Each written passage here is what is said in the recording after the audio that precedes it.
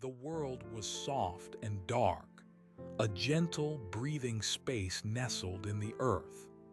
Here, under the tangled roots of a great oak, the scent was of damp soil, of dry moss, and the warm, musky perfume of sleeping foxes. Russet, the father, was the first to stir, his awareness returning not in a jolt but as a slow tide rising from the depths of sleep. He didn't open his eyes just yet, content to exist in this in-between space, listening to the quiet symphony of his family. Beside him, Willow, his mate, breathed in a slow, even rhythm, a comforting whisper of air in the enclosed den. Curled against her belly in a tangled pile of rust-colored fur and twitching ears were their four kits, small furnaces of life, each lost in their own miniature dreams. He could distinguish them even in the dark, just by the subtle shifts in their sleep. Flicker, the boldest, was pressed right against his mother's side, his paws occasionally kicking out as if chasing something in his slumber. Pip, the smallest and most observant, was tucked into a tight ball, a perfect circle of fur that barely seemed to move. Ember, who loved warmth above all else, had managed to burrow herself halfway underneath Willow's tail, her nose tucked deep into the softest fur. And Hazel, the little trickster, was splayed out on her back, her white-tipped tail occasionally thumping a soft, muffled beat against the earthen floor. Russet savored this moment, the absolute peace of the pre-dawn, the profound sense of safety that the den provided. The world outside, with its endless sounds and scents, its dangers and its wonders, was still held at bay by a few feet of earth and root. Here, there was only warmth and the steady, reassuring beat of 6 hearts. Slowly, carefully, so as not to disturb the pile of sleeping bodies, Russet lifted his head. His sharp ears swiveled, catching the faintest of sounds from above ground. He heard the distant, mournful call of a waking owl, its last hoot before settling down for the day.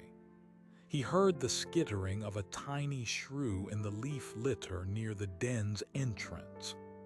These were the normal, gentle sounds of the forest turning in its sleep, preparing for the sun.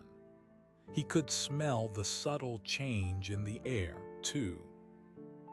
The dampness of the night was beginning to recede, replaced by the cool, clean scent of dew on grass and the faint, sweet perfume of night-blooming flowers closing their petals.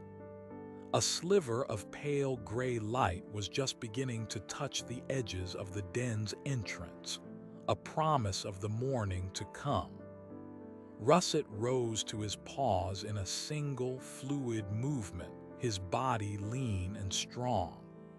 He stretched, arching his back like a bow, extending his forelegs and then his hind legs, feeling the pleasant pull in his muscles.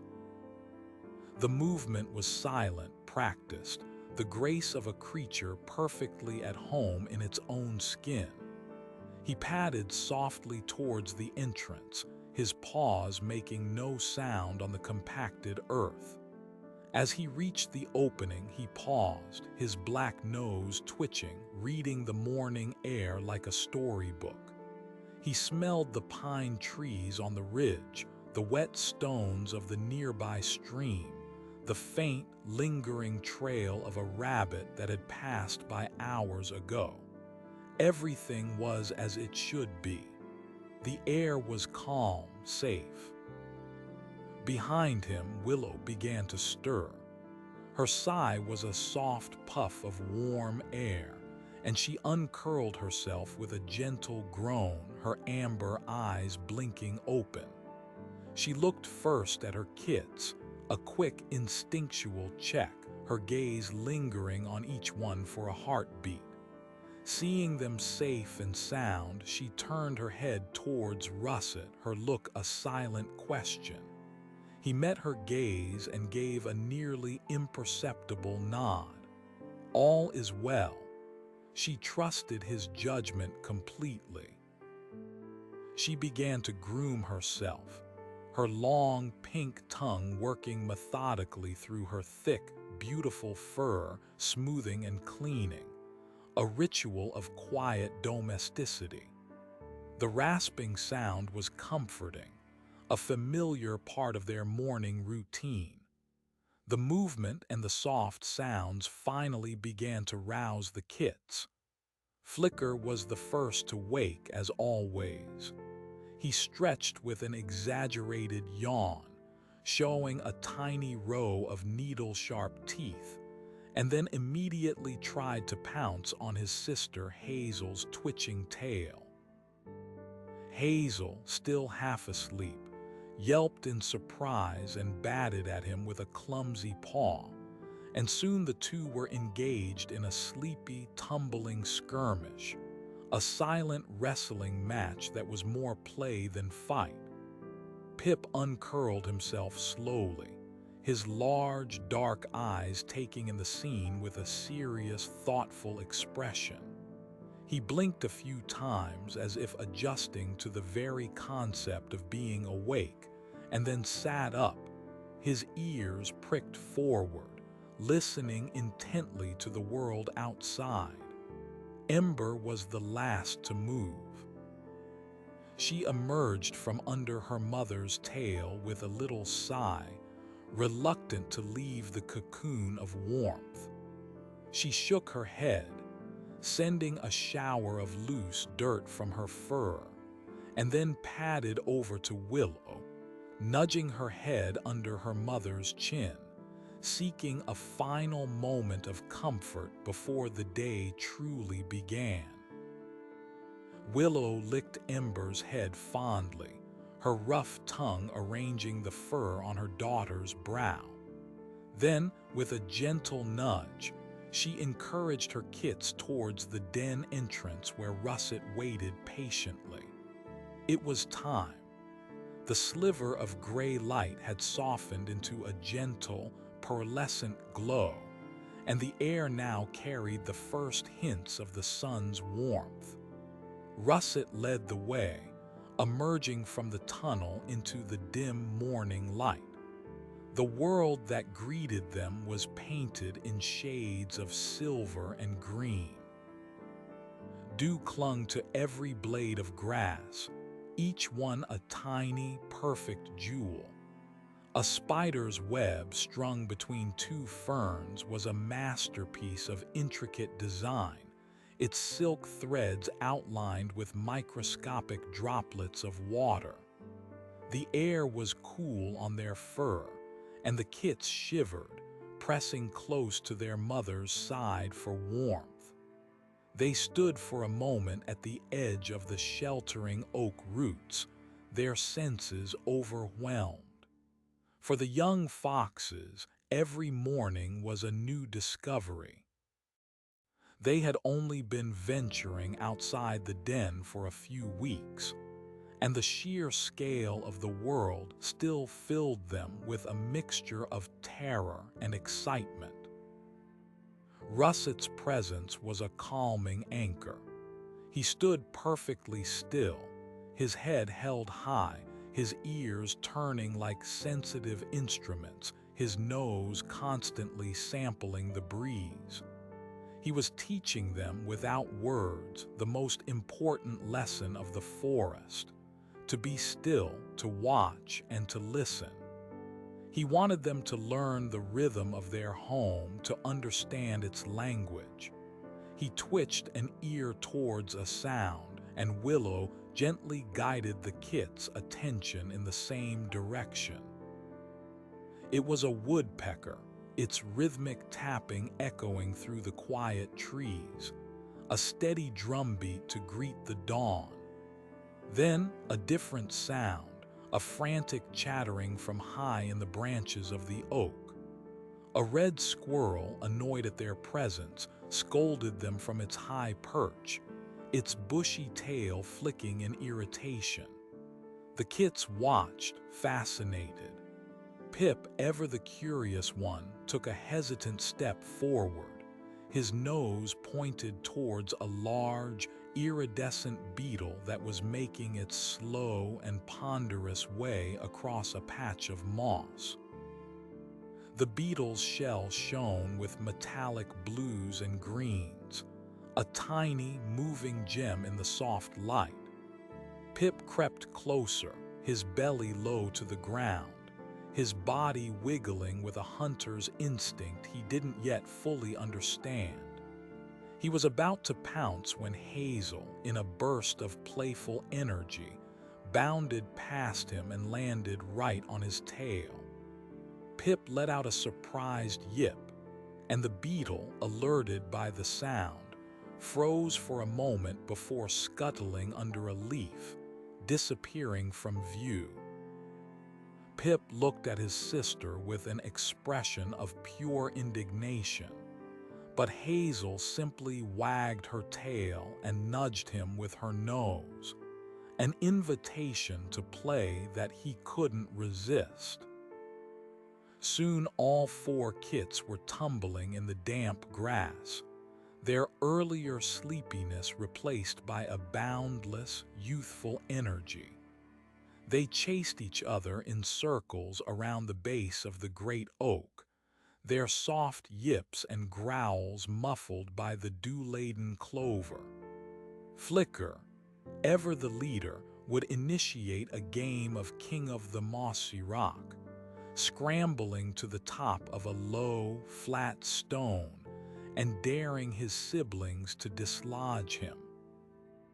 Ember, less interested in the boisterous play, discovered the simple pleasure of rolling down a small, grassy slope, ending in a soft heap at the bottom, only to shake herself off and trot back to the top to do it all over again.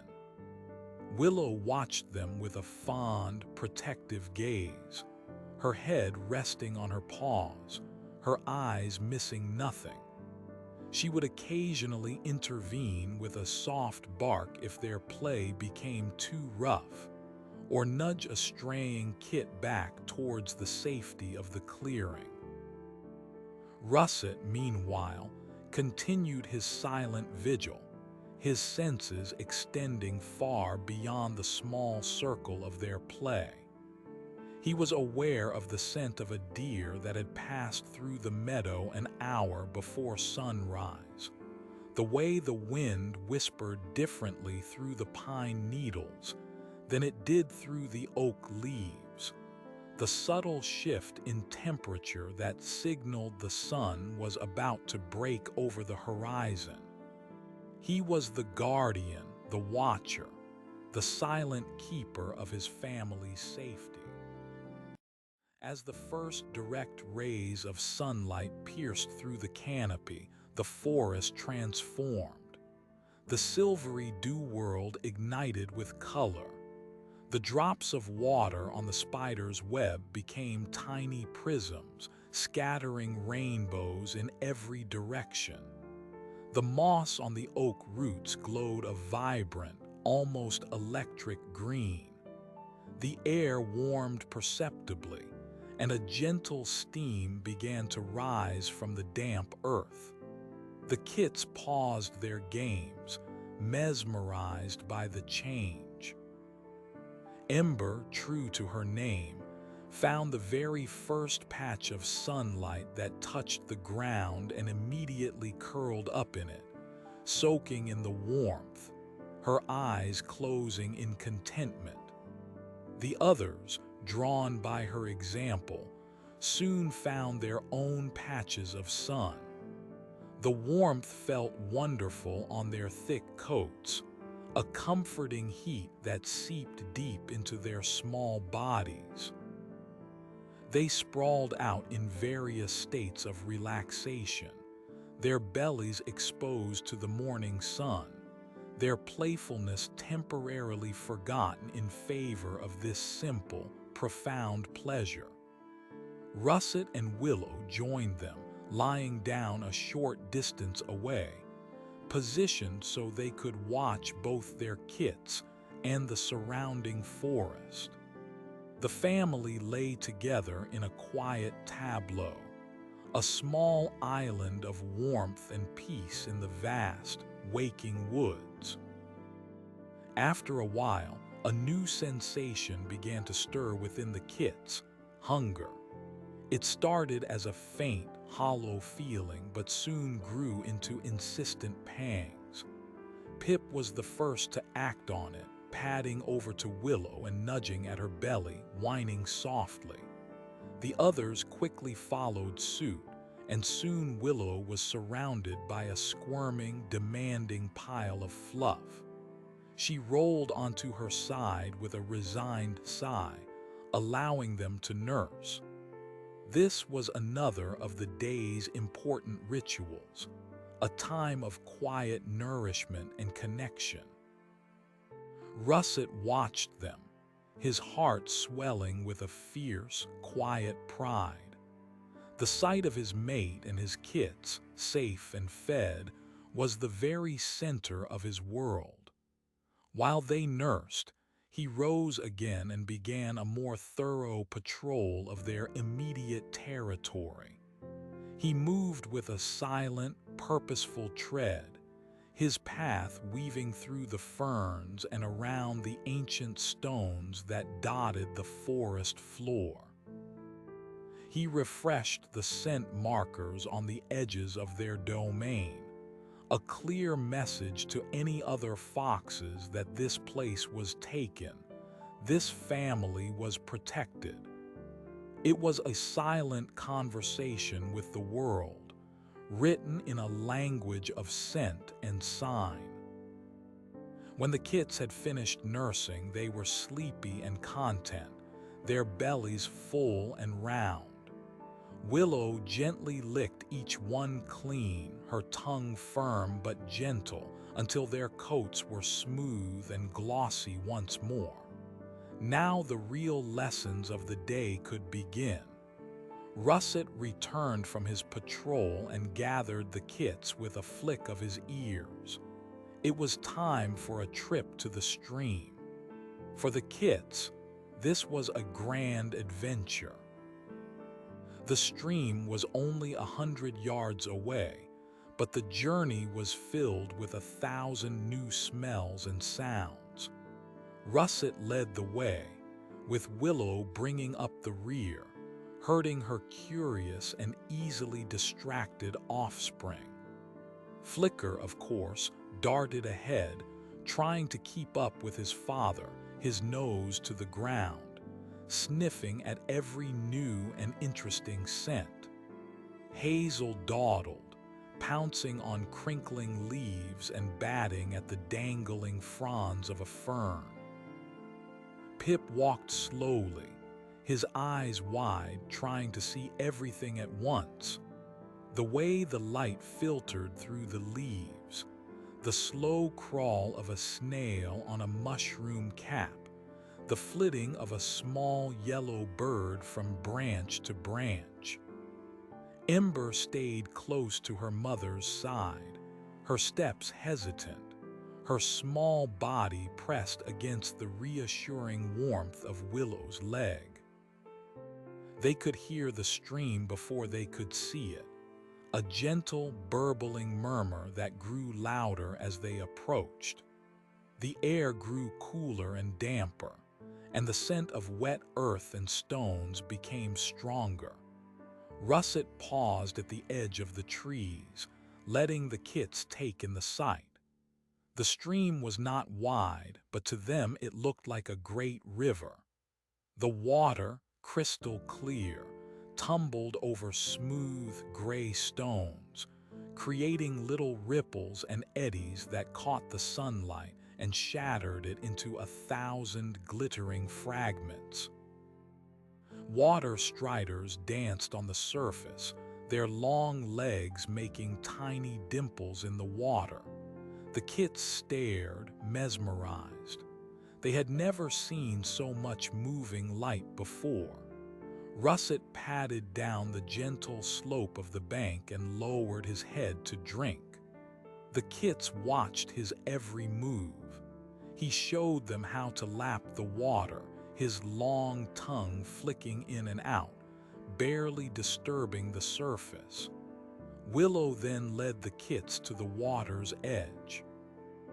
Flicker, bold as ever, plunged his nose right in, coming up sputtering and shaking his head, sending droplets of water flying everywhere.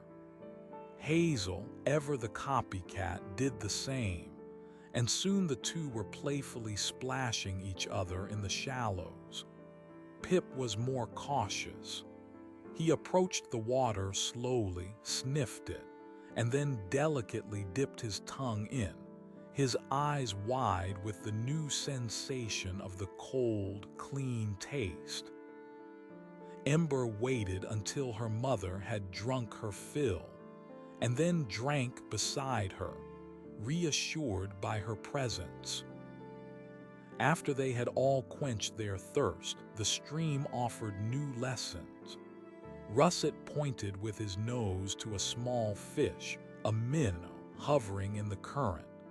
He showed them how to stay perfectly still, how to blend in with the shadows, how to watch and wait. The minnow, unaware of the 6 pairs of eyes watching it, darted after a speck of food, its silvery body flashing in the sun. The kits were transfixed.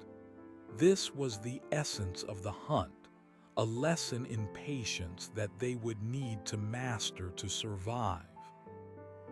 They spent a long time by the stream, exploring its banks. They discovered the slippery texture of wet moss, the satisfying crunch of dry twigs under their paws, and the fascinating collection of smells that clung to the water's edge, the scent of fish, of damp vegetation, and of the many other animals that came here to drink. Pip found an empty snail shell and spent a good 10 minutes trying to figure out how to carry it, batting it with his paws and nudging it with his nose, until he finally managed to pick it up, trotting back to his mother with his prize held proudly in his mouth. As the sun climbed higher in the sky, the air grew warmer and the forest became quieter. The intense activity of the morning gave way to a midday languor. The birdsong softened, and a sleepy buzz of insects filled the air. It was time to head back towards the den for a rest. The journey back was slower. The kits, energy somewhat depleted by their big adventure. When they reached the clearing, they didn't go back into the dark den, but instead sought out a patch of soft, warm grass in the dappled shade of a large fern. The ground here was dry and warm, and the fern fronds provided a leafy canopy that protected them from the full heat of the sun. The family settled down for a midday nap. The kits collapsed into a single, intertwined heap of fur, their breathing soon falling into a deep, even rhythm. They twitched and whimpered softly in their sleep, their dreams filled with the sights and sounds of the morning, the glittering stream, the chattering squirrel, the taste of cold water. Willow curled herself around them, creating a living wall of warmth and safety, her head resting on her paws but her ears still alert. Russet lay a little way off, his eyes half closed, appearing to be asleep, but he was not. He was in a state of relaxed vigilance, his senses still active, monitoring the subtle shifts in the forest around them. He listened to the drone of a bumblebee visiting the clover blossoms near his head. He watched a column of ants marching purposefully across a fallen log.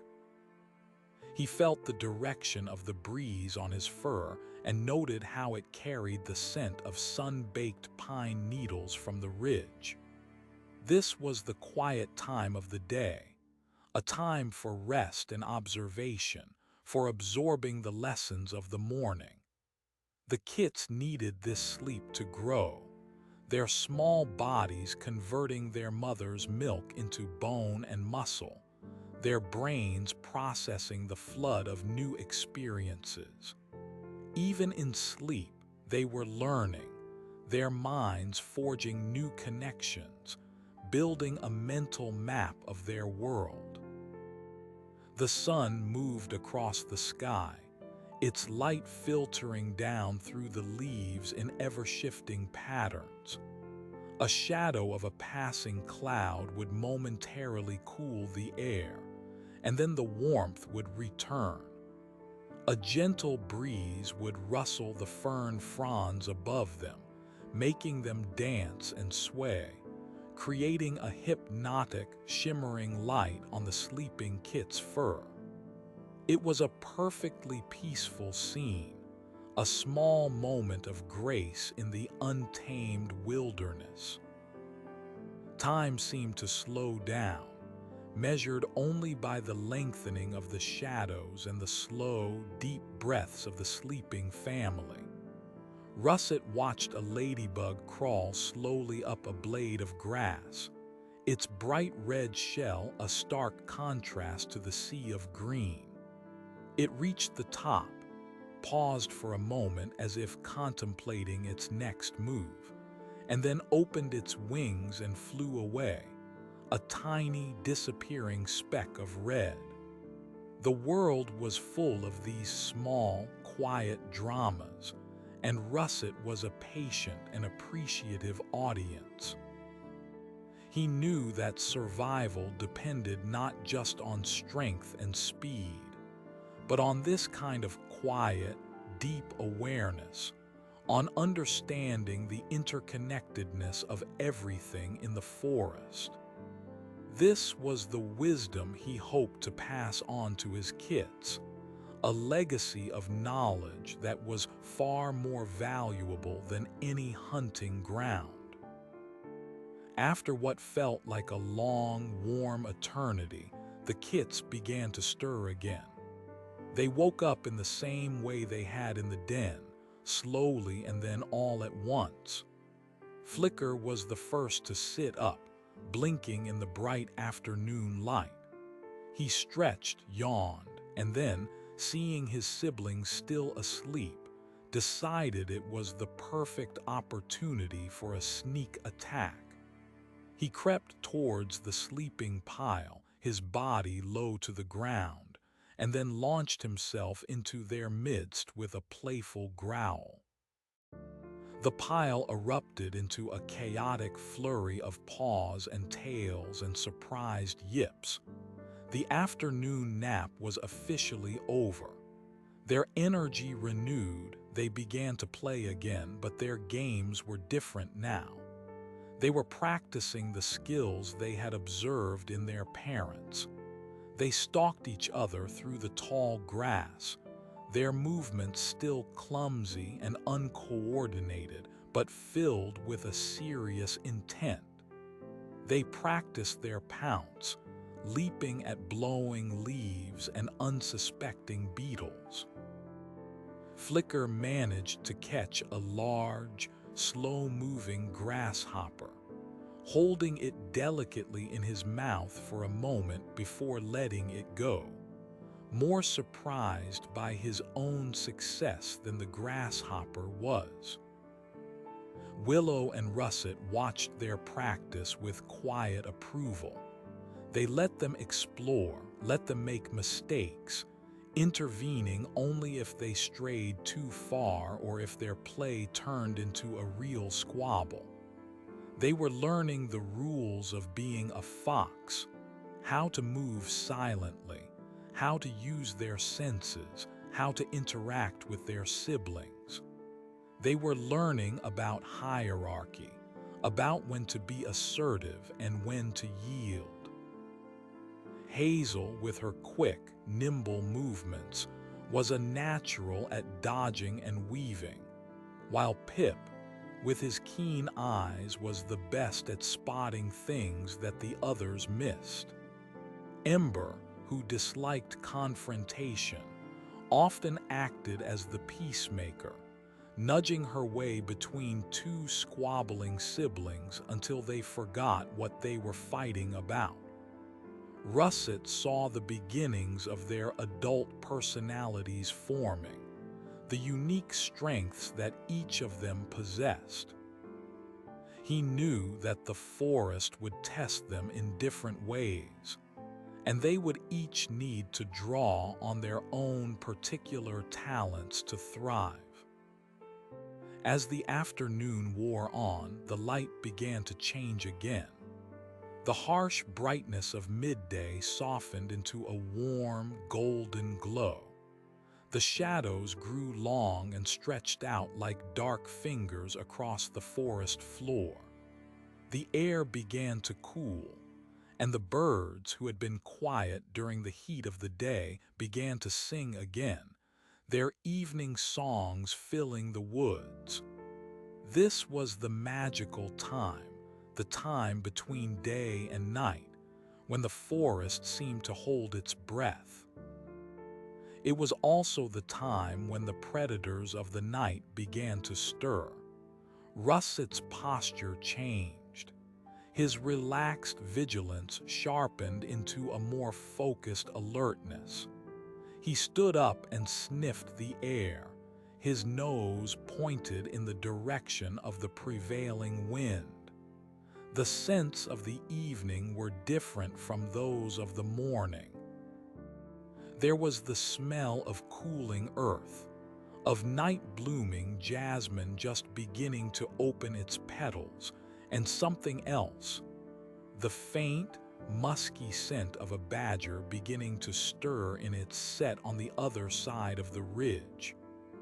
The badger was no threat to them, but its scent was a reminder that they were not alone, that the night belonged to other creatures as well. It was time for the evening hunt. Willow gathered the kits and herded them back towards the safety of the den. They were reluctant to go, their playfulness not yet exhausted, but they obeyed her gentle but firm insistence. The world was about to become a more dangerous place, and their place was in the secure, familiar darkness of their home. As Willow settled down with the kits just inside the den entrance, Russet prepared to leave. He and Willow exchanged a long look. It was a look that conveyed everything without a sound, a promise of care, a wish for a safe return, a deep and abiding trust. Then, with a flick of his tail, he was gone, melting into the long shadows of the forest like a ghost.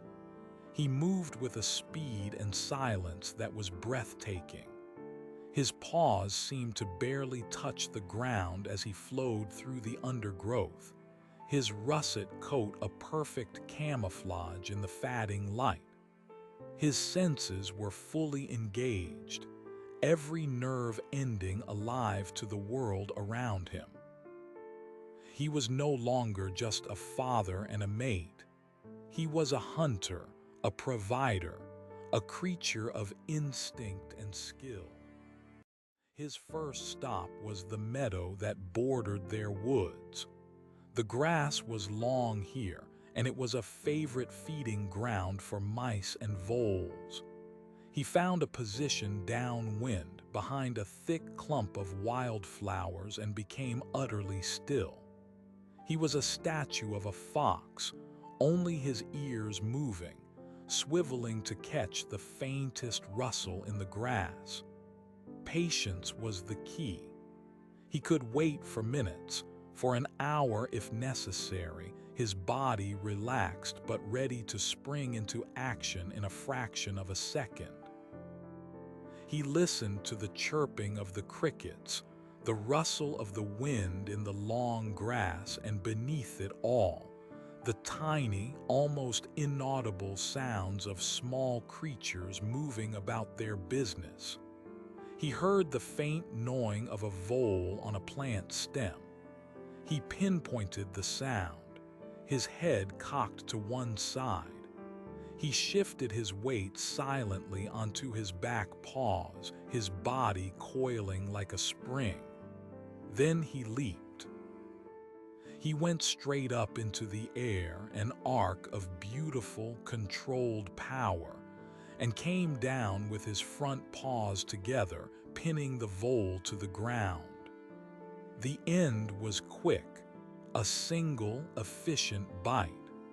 It was the way of the forest, a life taken to sustain other lives.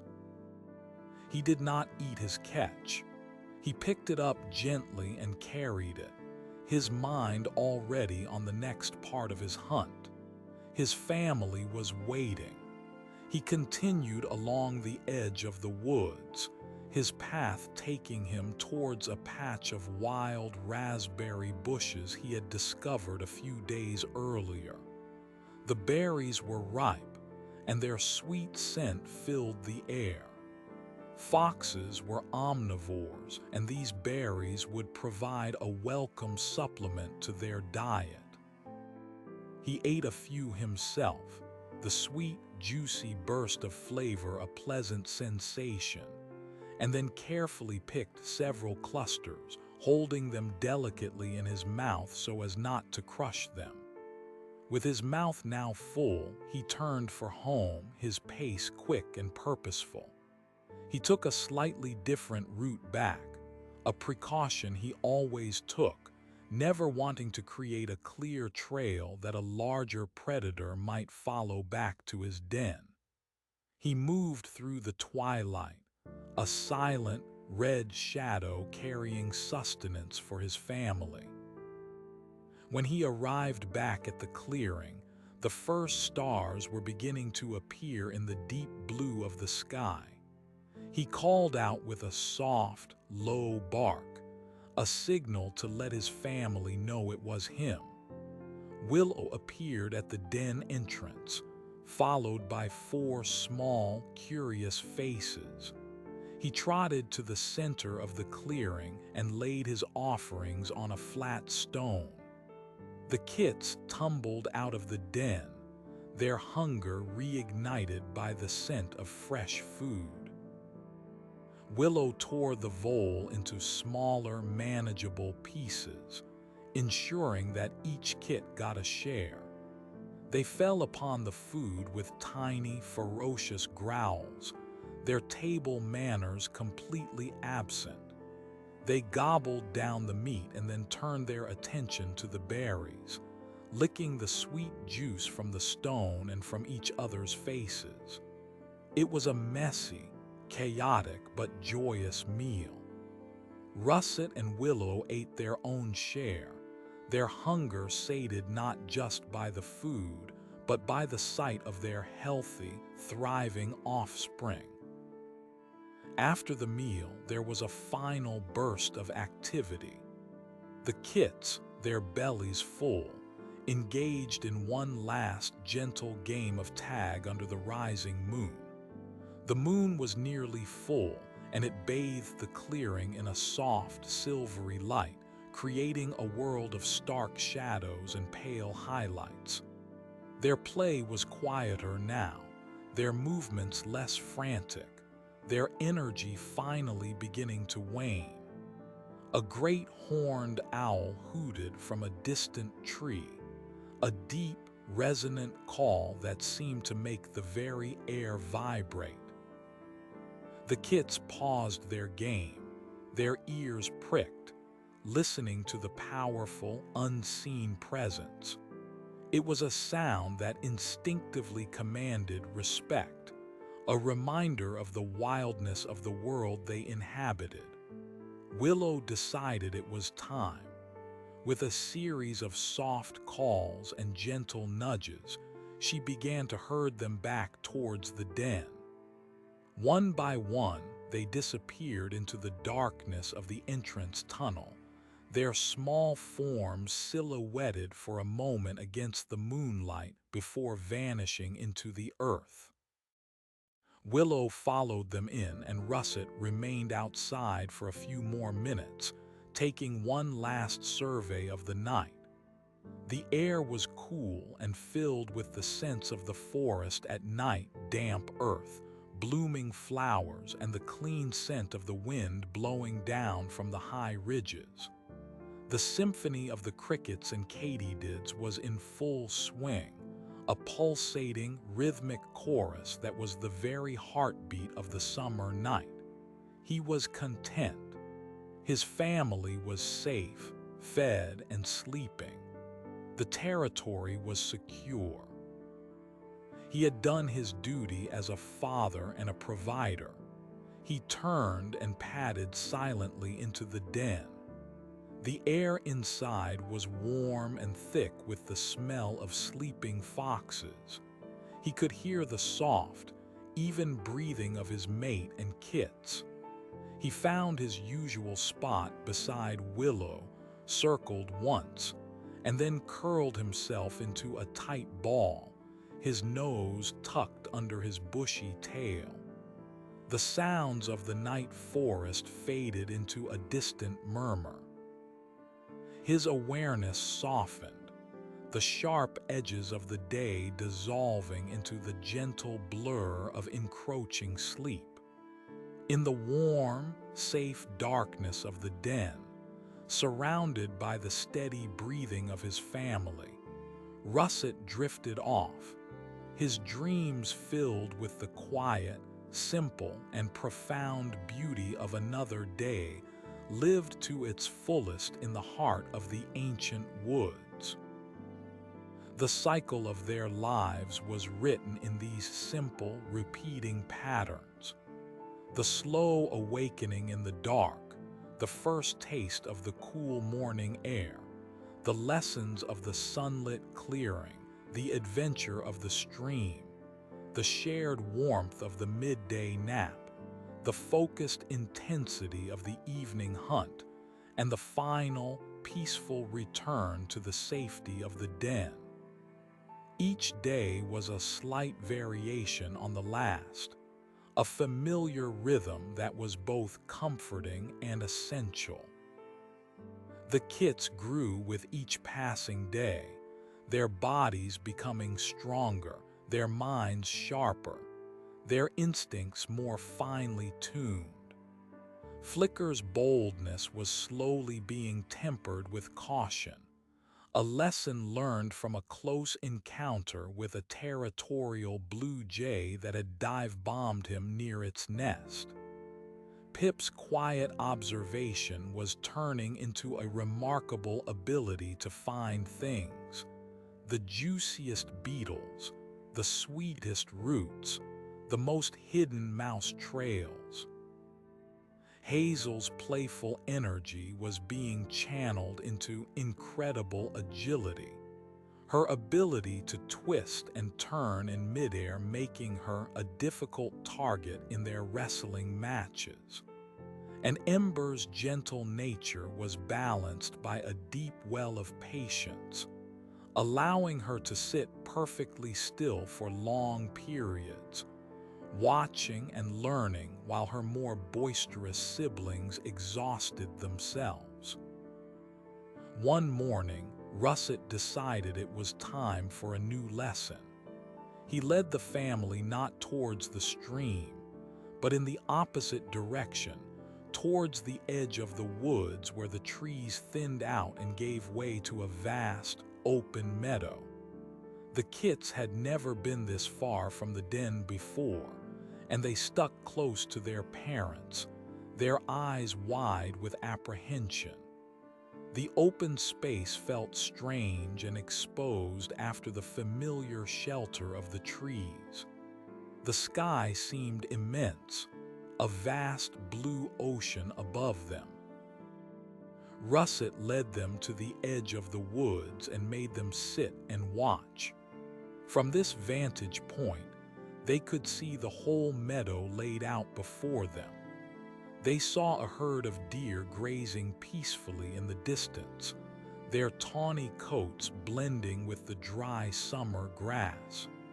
They saw a hawk circling high overhead, its keen eyes scanning the ground for any sign of movement. They saw a flash of blue as a kingfisher dove into a pond on the far side of the meadow. Russet was teaching them about a different kind of world, a world with different rules and different inhabitants. He was showing them the importance of vantage points, of understanding the larger landscape in which their small territory was situated. They spent the entire morning there, hidden in the shadows of the last line of trees, simply observing. It was a lesson in stillness, in absorbing information without revealing their own presence.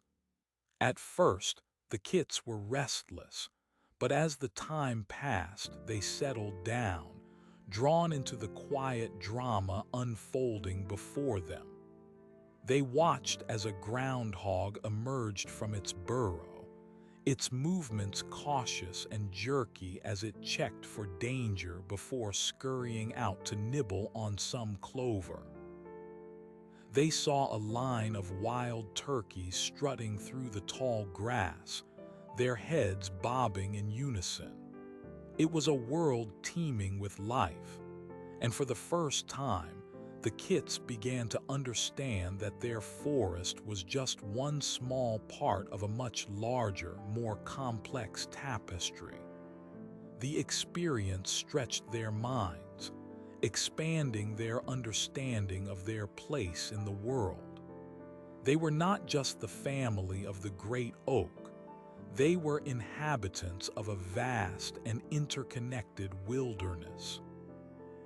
The journey back to the den that afternoon felt different.